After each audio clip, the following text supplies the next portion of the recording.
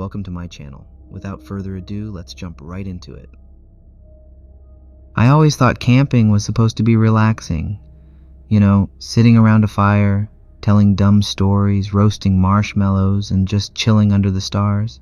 That was the plan when me, Jack, and Trevor decided to head out to this spot in the mountain for the weekend. We'd heard it was one of those untouched spots, deep enough into the woods where you could see the Milky Way if you stayed up late enough. Sounded perfect, but now, every time I think about that night, I get this knot in my stomach.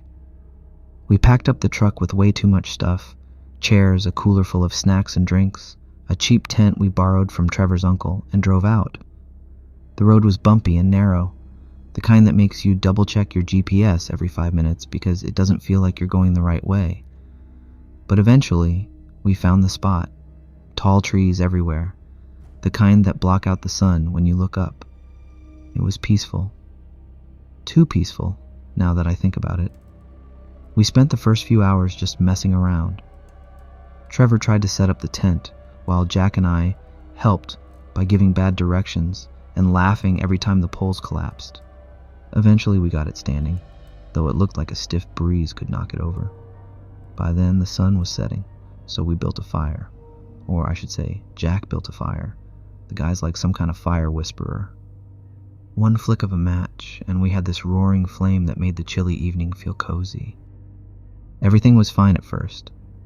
We talked about work, old high school stories, and the kind of stupid stuff you only talk about when you're out in the middle of nowhere. Trevor kept interrupting with these awful jokes, the kind that make you groan but laugh anyway. The fire crackled, and the woods were so quiet you could hear the wind rustling through the leaves. It was perfect. Then we heard it. At first I thought it was the wind, a faint hum, barely noticeable over the sound of the fire.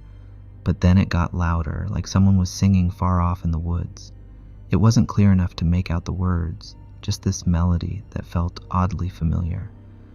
I remember leaning forward, trying to hear it better. "Do you hear that?" Jack asked, his voice low. "Yeah," I said. Trevor just nodded, staring into the dark trees like he was trying to see the source of the sound. We sat there for a minute, listening. The singing wasn't coming closer, but it wasn't fading either. It just hovered in the air, soft and eerie. Then, as it got clearer, my stomach dropped. It wasn't just singing. It was our voices. "Is that us?" Trevor asked, his voice shaky. "I think it is," Jack said. He looked at me and I could see the unease in his eyes. "That's my voice. I swear to God, that's me." It was impossible, but he was right. I could hear him singing, clear as day, even though he was sitting right there, his mouth clamped shut.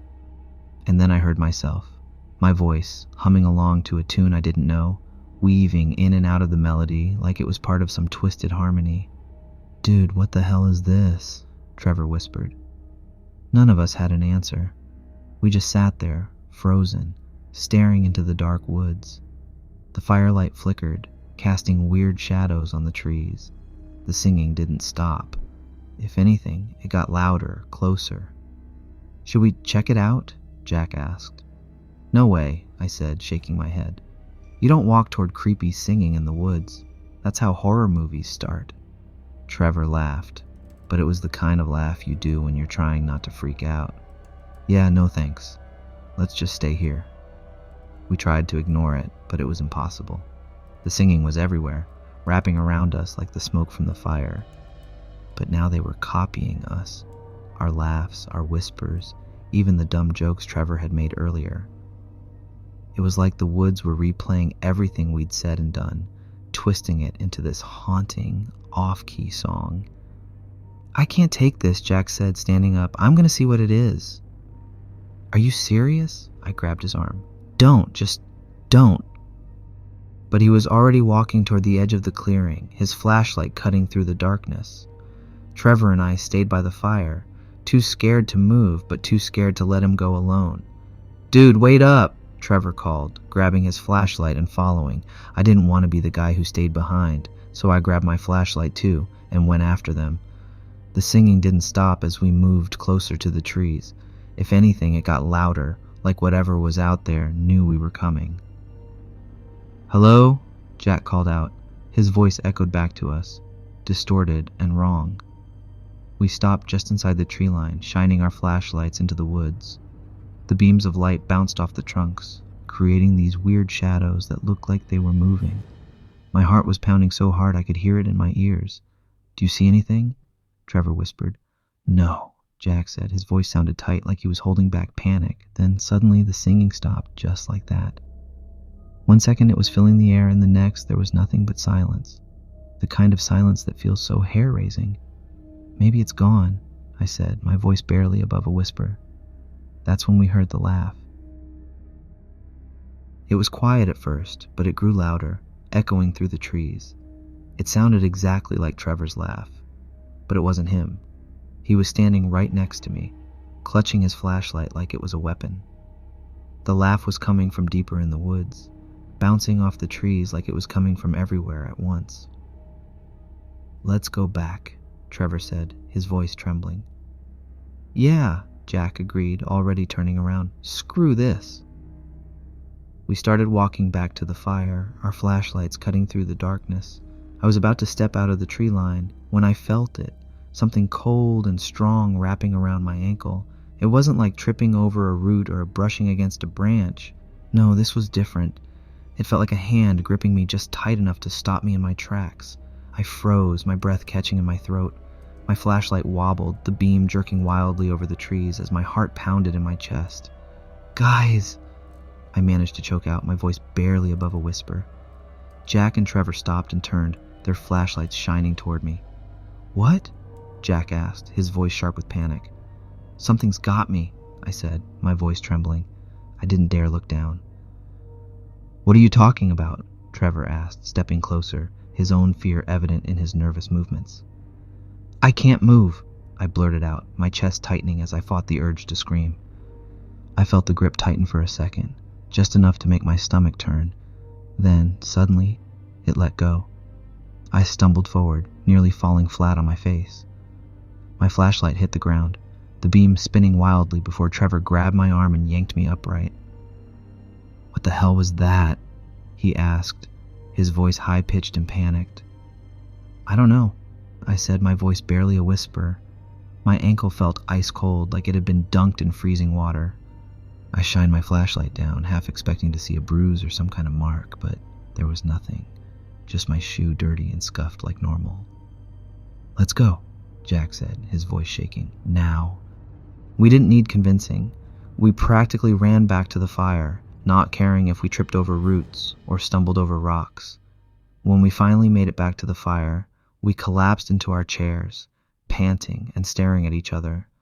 The fire still burned brightly, casting flickering shadows on our faces.